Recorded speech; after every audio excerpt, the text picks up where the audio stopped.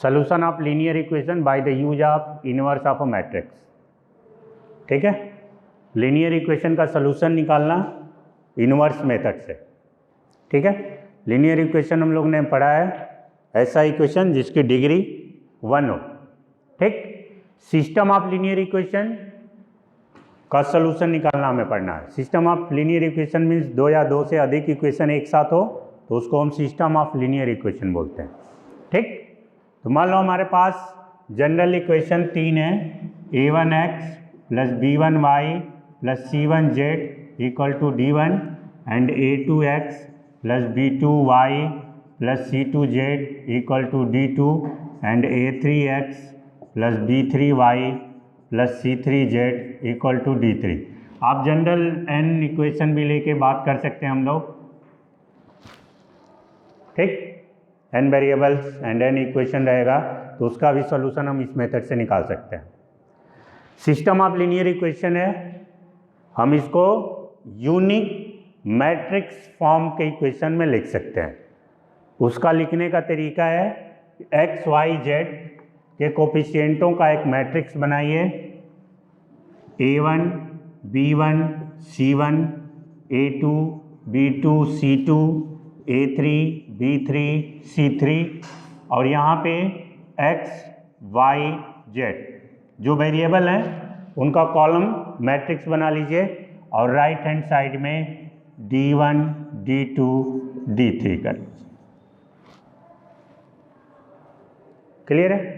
आप मल्टीप्लाई करके देखोगे ये इक्वेशन देगा, इसका मल्टीप्लाई करोगे इसमें तो a1x plus b1y plus c1z, a1x plus b1y plus c1z वाला रो मिलेगा और वो d1 के बराबर होगा। तो इस इक्वेशन को हम मैट्रिक्स फॉर्म में ऐसे लिख सकते हैं, कोई चेंज नहीं है, दोनों सेम चीज़ है। यहाँ तक किसी कोई दिक्कत? ये मान लो इक्वेशन नंबर 4 है। ये क्या है? पहली जो मैट्रिक्स है वो एक्स वाई जेड मीन्स जो हमारे वेरिएबल्स हैं जिसकी वैल्यू फाइंड करनी है उनके कोफिशिएंटों से बनी हुई एक मैट्रिक्स है। ये क्या है? कॉलम वेक्टर या कॉलम मैट्रिक्स है एक्स वाई जेड, जिस वेरिएबल को जिन वेरिएबल की हमको वैल्यू फाइंड करनी है और राइट हैंड साइड में इसकी जो वैल्यू है उनसे एक कॉलम मैट्रिक्स बना लिया। Is it clear? हम इसको एक नोटेशन दे रहे हैं, इसको हमने नाम दे दिया a, इसको नाम दे दिया x और इसको नाम दे दिया हमने b, where a is this, x is this and b is this. a क्या है? एक्स वाई जेड के कोफिशिएंटों से बनी हुई मैट्रिक्स। x क्या है? एक्स वाई जेड से बना हुआ कॉलम मैट्रिक्स एंड b क्या है? राइट हैंड साइड में जो कांस्टेंट है उसमें। इक्वेशन नंबर 5 को हम लेके चल रहे हैं। ठीक, first of all we check determinant of a। आप डिटर्मिनेंट ऑफ a निकालिए, इसकी वैल्यू यदि 0 नहीं है तो हमें पता है कि इस मैट्रिक्स का इन्वर्स एग्जिस्ट करेगा। यदि 0 है तब बात नहीं बनेगी, यदि 0 नहीं है तो इसका इन्वर्स एग्जिस्ट करेगा। ये इन्वर्स यदि एग्जिस्ट करता है तो हम बोथ साइड a इन्वर्स से मल्टीप्लाई कर दे रहे हैं, कर सकते हैं। इक्वेशन नंबर 5 में हम a इन्वर्स से मल्टीप्लाई कर दे रहे हैं। क्या मिलेगा? a inverse a x equal to a inverse b। सही है? यहाँ पे a inverse a equal to क्या होता है? i into x equal to a inverse b। ठीक है, यहाँ पे हमें क्या हो जाएगा? i आइडेंटिटी मैट्रिक्स, x क्या होगा? कॉलम वेक्टर या कॉलम मैट्रिक्स, दोनों का मल्टीप्लाई करेंगे तो x मिलेगा a inverse b, that is x equal to a inverse b। ये क्या है? एक column matrix x y z में है और आप जब इसका और इसका आपस में मल्टीप्लाई करेंगे तो ये भी हमें एक कोई ना कोई कॉलम मैट्रिक्स दे देगा। ठीक, आप इन दोनों मैट्रिक्स का कंपेयर करके एक्स वाई जेड की वैल्यू फाइंड कर सकते हैं। आई क्या है? आइडेंटिटी मैट्रिक्स का किसी भी मैट्रिक्स में मल्टीप्लाई करते हो तो वही मैट्रिक्स देता है। तो I into x equal to X हो गया, और ये हमारा ए इनवर्स है और ये बी है। मैं आपको बता रहा हूँ, यहाँ तक पहुँच गए। Is it clear? अब ध्यान से समझिए, यदि आपको प्रॉब्लम पूछे कि आपको क्वेश्चन दे दिया और उसका सॉल्यूशन निकालिए इनवर्स मेथड से, ठीक, तो आप सिंपल पहले ए निकालेंगे। ए कैसे निकलेगा? एक्स वाई जेड के कोफिशिएंटों का एक मैट्रिक्स बना देंगे। फिर आप बी क्या है? D1 D2 D3, सही है। इसके बाद इस ए मैट्रिक्स का इनवर्स निकाल लेंगे। सबको ए इनवर्स निकालने आता है। एडजॉइंट मेथड से निकाल लीजिए, या फिर आप और मेथड से, यहाँ पे एडजॉइंट मेथड से ही निकालोगे। एग्जाम में पेपर में पूछता है तो एडजॉइंट मेथड से आप ए इनवर्स निकालिए, ठीक। सबको आता है एडजॉइंट मेथड से निकालना। कोफैक्टर निकालिए, कोफैक्टर मैट्रिक्स बनाइए, फिर उसका ट्रांसपोज कर दीजिए, एडजॉइंट मिल जाएगा। और A inverse adjoint of A upon determinant of A होता है। किसी कोई दिक्कत? ठीक है, तो ये फार्मूला हो गया डायरेक्टली। अब ध्यान से समझिए, हमको करना क्या है क्वेश्चन सॉल्व करने के लिए। ये इक्वेशन दिया रहेगा, आप ए निकालोगे एक्स वाई जेड के कोफिशिएंटों से बनी हुई मैट्रिक्स, फिर उसका डिटर्मिनेंट निकालोगे, चेक करेंगे कि जीरो है कि नहीं है। यदि जीरो है तब हम बोल देंगे कि इसका सोल्यूशन नहीं निकलेगा। यदि ये जीरो नहीं है तो अब आप इसका इनवर्स निकालेंगे, ठीक। इनवर्स निकालने के लिए सेम काम, आप कोफैक्टर मैट्रिक्स निकालेंगे, ठीक। कोफैक्टर मैट्रिक्स किससे निकलता है? सारे एलिमेंटों के कोफैक्टर से बनी हुई मैट्रिक्स। Is it clear? इसके बाद आप इसका एडजॉइंट ऑफ ए निकालते हैं। एडजॉइंट ऑफ ए क्या होता है? कोफैक्टर मैट्रिक्स का ट्रांसपोज, ठीक। इसके बाद आप ए इनवर्स निकालोगे।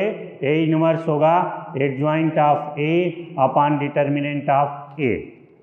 जब आप ए इनवर्स निकाल लोगे तो डायरेक्टली आप वैल्यू निकाल सकते हो एक्स की, ए इनवर्स इंटू बी का मल्टीप्लाई करके एक्स की वैल्यू मिल जाएगी।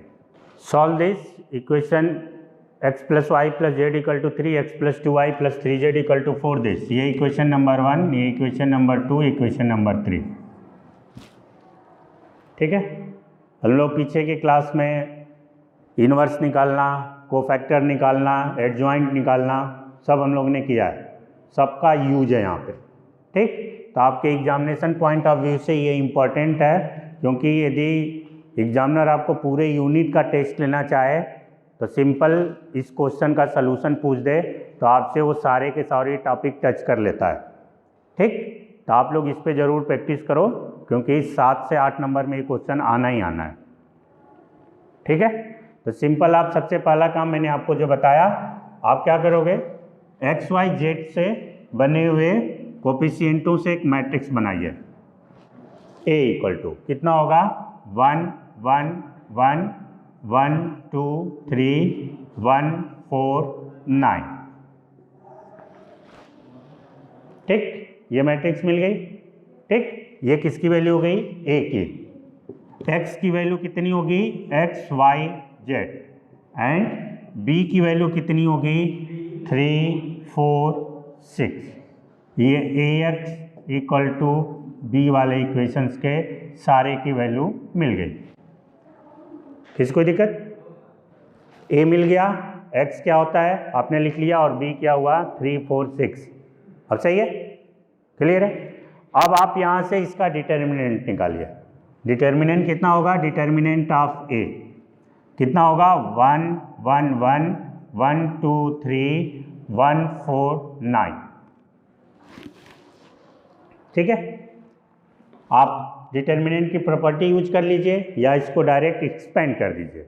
आप इसकी वैल्यू निकाल सकते हो। प्रॉपर्टी यूज करते हो तो इन दोनों को, दो को जीरो, हमारा तो एम रहता है कि किसी एक रो या किसी एक कॉलम के दो एलिमेंट को कम से कम जीरो कर लें, ठीक। तो इसको हम जीरो कर सकते हैं। आप लिख सकते हो C2 replace by C2 minus C1 and C3 replace by C3 minus C1। कितना हो जाएगा? 1 1 1 में कोई चेंज नहीं है। 1 माइनस 1 0, 2 माइनस 1 1, 4 माइनस 1 3, ठीक है। 1 माइनस 1 0, 3 माइनस 1 2 एंड 9 माइनस 1 कितना हो जाएगा? 8। अब इसको एक्सपेंड कर दीजिए, 1 के रिस्पेक्ट में करेंगे, ये और ये बंद हो गया, ये कितना आएगा? 8 -6, बाकी के बाकी सारे के सारे क्या हो जाएंगे 0। सबको पता है 1 के रिस्पेक्ट में किया 1 8 -6, इसके रिस्पेक्ट में करोगे तो 0 और इसके रिस्पेक्ट में करेंगे तो 0। इसकी वैल्यू कितनी आ गई 2, this is not equal to 0। Clear है। अब आप इसका ए इनवर्स निकालेंगे। किस कोई दिक्कत। ए इनवर्स निकालने के लिए आप एडजॉइंट मेथड से इसका ए इनवर्स निकाल लीजिए। ए का सारे के सारे एलिमेंट का कोफैक्टर निकालिए, कोफैक्टर मैट्रिक्स बनाइए। तो आप कोफैक्टर मैट्रिक्स आप पहले निकाल लोगे। मान लो ये कोफैक्टर मैट्रिक्स हो गया। सबको कोफैक्टर निकालने आता है। जिस एलिमेंट की बात कर रहे हैं वो और कॉलम 1, ठीक, -1 to the power i plus J. फिर से मैं बता दे रहा हूँ कोफैक्टर क्या होता है, -1 to the power i plus j MIJ। MIJ क्या है, माइनर ऑफ AIJ। तो जिस एलिमेंट की बात कर रहे हैं माइनर क्या होगा, उस रो कॉलम को बंद कर दीजिए। जो रिमेनिंग डिटर्मिनेंट है वो उसका माइनर कहलाता है। तो सारे एलिमेंट का अब ये कई बार क्लास में हो चुका है, माइनर को फैक्टर और एडजॉइंट निकालना, ठीक। तो आप इसको डायरेक्ट अपने से निकालिएगा, ये होमवर्क है आपका, ठीक है। तो सबसे आप इस फार्मूले से कोफैक्टर मैट्रिक्स निकाल लोगे। मैं कोफैक्टर मैट्रिक्स डायरेक्ट लिख देता हूँ, ठीक। उसके बाद एडजॉइंट और ए इनवर्स हम निकाल लेंगे। आप सारे एलिमेंट का कोफैक्टर निकाल के लिखिएगा कितना आएगा।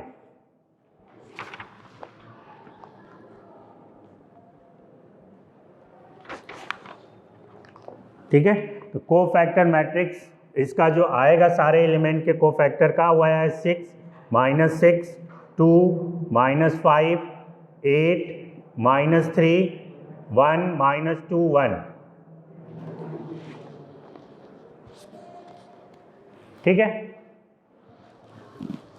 ये आप नोट कर लीजिए। आप अपने से सबका C11, C12, C13 निकाल के सबको मैट्रिक्स फॉर्म में अरेंज कर देंगे। ये चीज़ आएगी, किसी कोई दिक्कत, ठीक।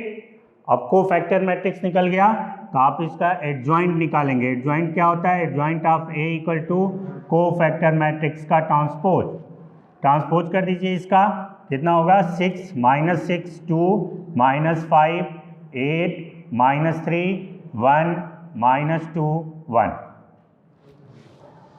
कोई दिक्कत। अब एडजॉइंट मिल गया तब आपको क्या निकालना है, इनवर्स। इनवर्स कितना होगा, inverse of A equal to adjoint of A upon determinant of A। Determinant of A कितना है आपका 2, सही है। 2 से इसमें डिवाइड कर दीजिए, कितना हो जाएगा A इनवर्स इक्वल टू आ जाएगा, यहाँ 2 से डिवाइड करिए, हो गया 3, -5/2, 1/2, -6/2 मीन्स 3, 8/2 4, -1, 1, -3/2 एंड 1/2। ये मिल गया A इनवर्स।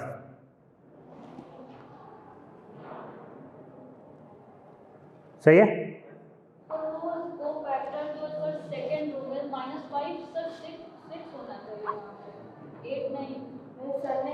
-5, 8 आप निकाल लेना कोफैक्टर कैसे है। मैंने डायरेक्ट लिख दिया है।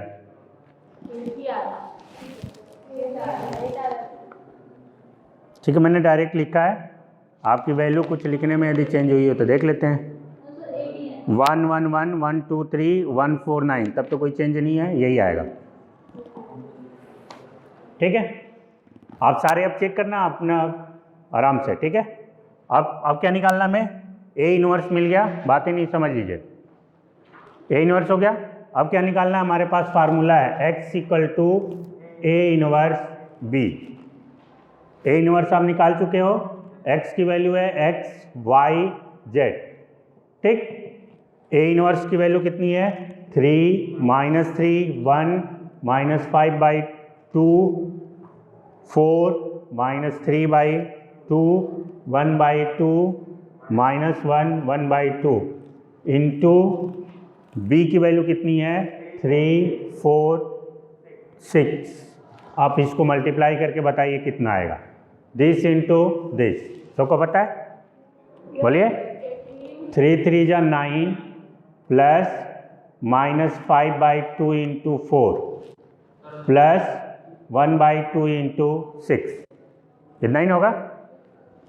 दूसरा वाला हो जाएगा -3 into 3 plus 4 into 4 plus -1 into 6, और ये हो जाएगा 1 इंटू 3, ठीक है,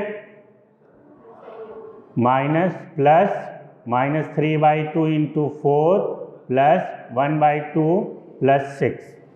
अब बताइए कितना आएगा। तो पहले वाला का 9 पर इसका आएगा सर ये 2 हो गया। अब ध्यान से देखो, 9 - 10 प्लस 3, सही है। 9 और 3 12 हो गया, और यहाँ पे हो गया 10 माइनस हो गया तो यहाँ बचा 2, यहाँ पे हो गया -9, यहाँ पे हो गया -6, तो -9 और 6 15, और ये 16, तो कितना आ जाएगा -1, और यहाँ पे हो गया 3, और यहाँ पे हो गया 2, और यहाँ पे हो गया 3, हाँ ठीक है, 15 माइनस हो गया, ठीक है। अब ये कितना होगा, 3 और 3 6, और ये 3 2 जा 6, 0 होगा क्या, बस। तो ये ध्यान से देखिए, ये हो गया x y z, 2 1 0, x y z की वैल्यू हो गई 2 1 0।